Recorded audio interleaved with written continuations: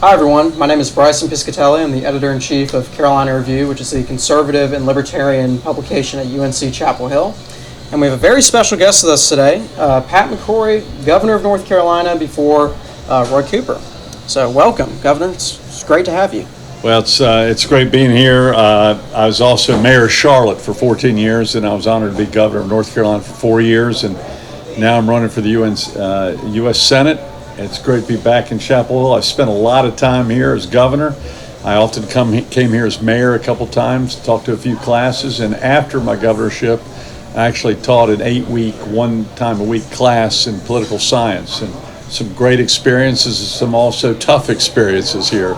But it's great being back in Chapel Hill. Yes, sir. It's an honor for us to be able to welcome you here. Before we talk about the campus environment, which I'm sure there's a lot more to talk about that than anything, especially given the really dire state of the academy in the country today, I do want to talk about national politics for a minute. Of course, you're running for U.S. Senate. It's a crowded field, and we can talk about it for a minute. I want to ask you, what do you think is the path to victory for this U.S. Senate bid, and how do you think that North Carolina wants its senators to be today?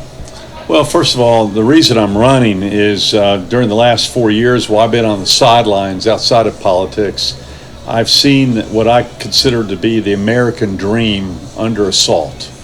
And I think it's my job and my responsibility and my generation's responsibility to preserve the American dream for your generation and your kids' generation. The American dream of capitalism, the American dream of freedom of speech, the American dream of fiscal responsibility where you could afford to live here, the American dream of being energy independent, the American dream of law and order and following the laws and make sure the laws are enforced, and the American dream of the pursuit of happiness, which we seem to be forgetting on both the left and the right, that we're still the greatest nation in the United States of America. Yeah, times are tough, but things are nowhere as tough as they were, say, in 1968 when we had leaders being assassinated and we had the Vietnam War. They weren't as tough as 1940 when World War II was killing millions of or hundreds of thousands of soldiers, and or 1929 when we had a crash, or 1919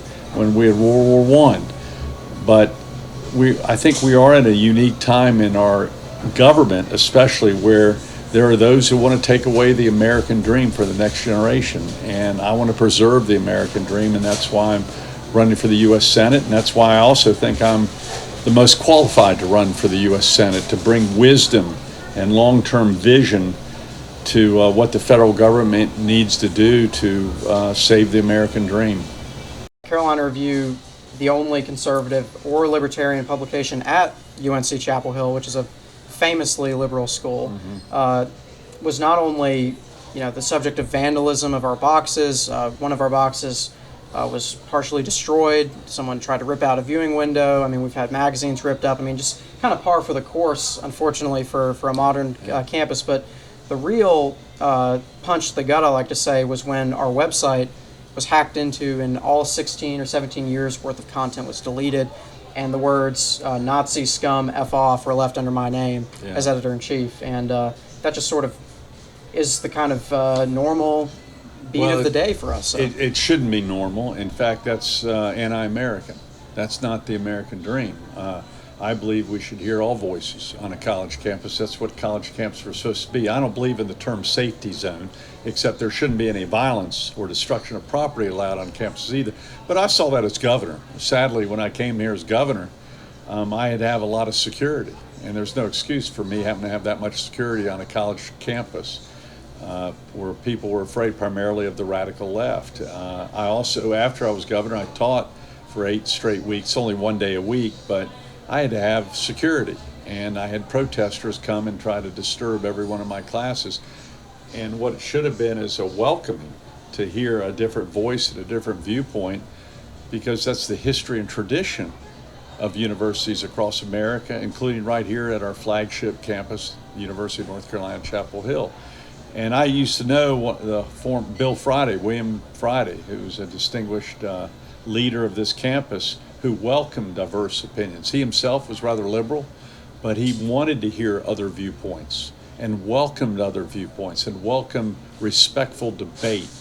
And that's what we need to bring back to America, and that's what we need to bring back to our campuses, some intellectual debate. Stop the name calling, stop the violent threats, stop the destruction of properties.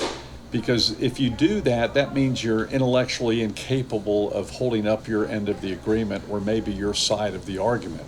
Usually when someone resorts to cussing or yelling or destruction of property, their argument is weak. We're identifying each other by race or gender or sexuality or age when we're each individuals. I don't look at you by an identity, I look at you by your name and by your character and by your soul and your heart. And if we continue this identity politics, which is just accelerated at a speed I've never seen before, if we continue this identity politics and balkanization of our country, where we're putting everyone in a pocket based upon their color or whatever, or gender or identity, we're balkanizing. And if you know history, balkanization is not good. That usually leads to war. The United States is strong is because we have different cultures and different races and different sexualities come together as one. Celebrate our differences, but that's not us. That's not who defines us. Who defines us is we're Americans. The melting pot of America is what makes us strong. And what's sad is our universities are becoming tribal. We have buildings set or clubs set based upon their gender or their race. Or what are we doing? That's the opposite of what we wanted to do in the 60s. The liberals are doing the exact opposite of what the liberals in the 60s fought for. Okay. But I think one of the major issues that we're not addressing as a society, and college campuses have this problem too, and that's mental health and addiction.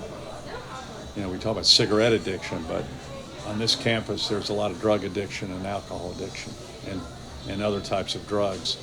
And the long-term damage to the brain and the long-term mental health cost to families, to society, to communities, I deal with as a mayor and a governor.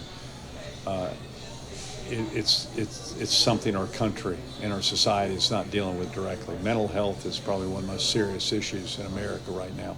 Oftentimes, conservatives are lobbed with this criticism that we are so in love with business that we will never even curtail business when it gets out of line. Mm-hmm. And I think that probably the most notable example of your administration actually keeping business in check, if they did actually do something wrong, was with the Duke Energy fine, I believe was the largest in state history. Yes. Which people are always surprised to learn that it was in fact a Republican governor. And I used to work for Duke Power. Yeah. Right. Yeah. And I, I don't want to discuss that particular issue, sure, but I think it gives a larger segue into the idea of this question, which is on this topic of addiction, whether it be perhaps social media, pornography, mm-hmm, alcohol, drugs, whatever, what have you. What do you think is the best solution to this? Because we've tried the war on drugs, seems to have not worked out so well.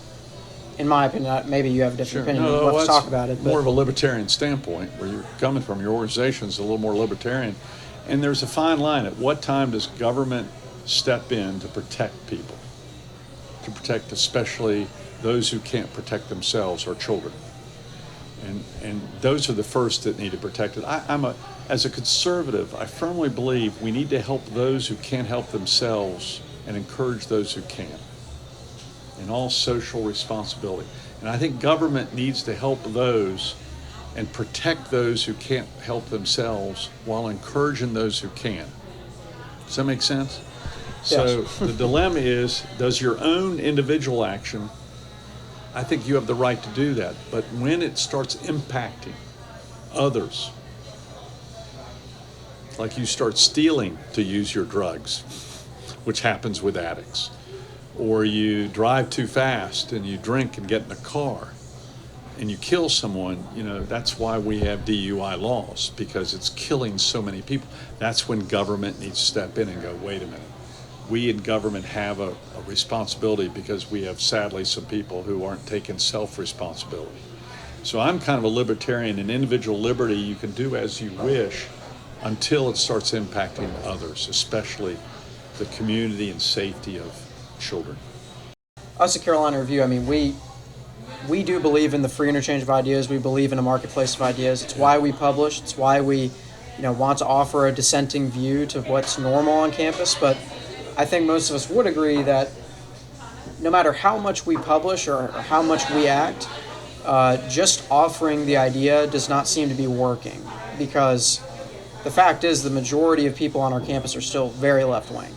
And the vocal, I should say, minority that really gets its way up to the upper echelon in these institutions is not persuaded by our magazine, and they're probably never going to be.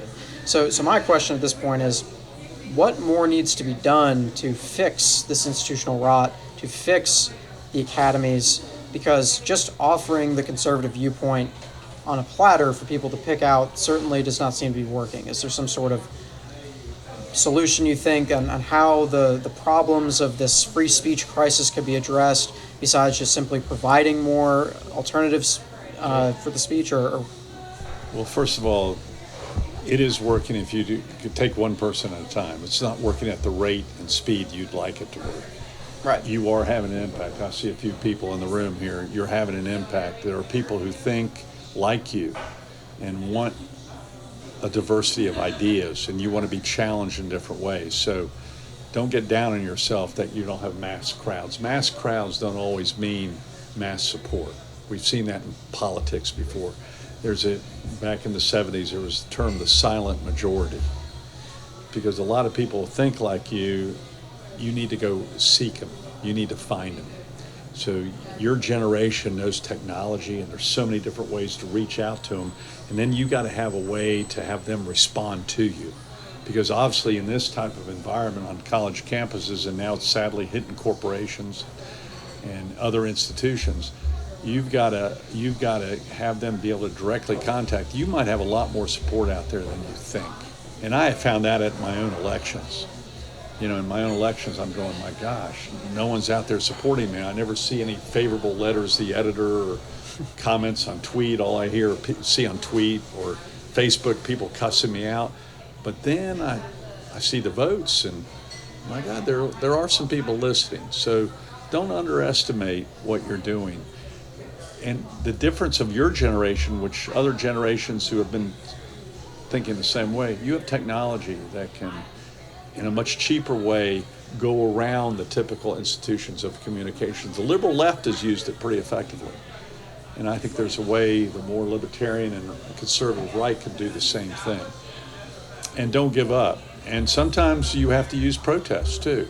The difference in a conservative protest should be peaceful assembly. Never resort to violence.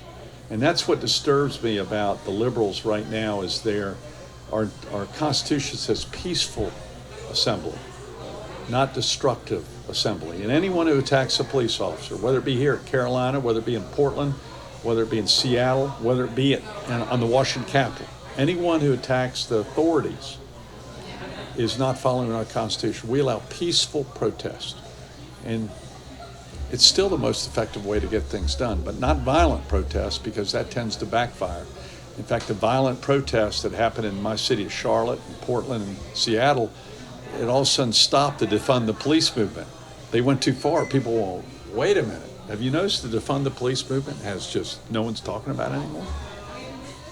It backfired.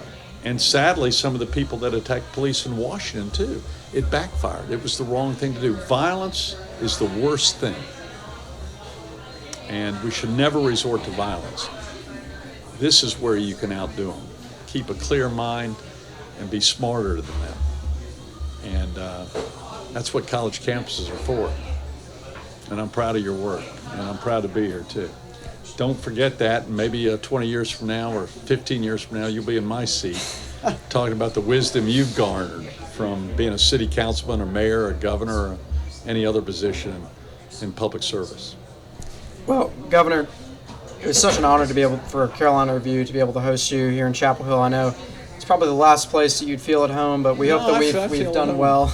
I feel at home anywhere. I like to be around others that disagree with me, and I'm going to fulfill the American dream and challenge them. And if they can win the debate, fine. But they're going to hear my debate also. But I'm going to hear with them. We have 2 ears for a reason and one mouth. I'm going to listen. And we have to have everyone be able to give that voice. And anytime you try to shout down a voice, which mainly liberals are doing now and a few conservatives, we're losing the American dream. Well, I just want to say again, it's been an honor, Governor. Thank you very much. I commend you. Carolina Review, again, an honor to be able to host Governor Pat McCrory, and thank you for watching. God bless.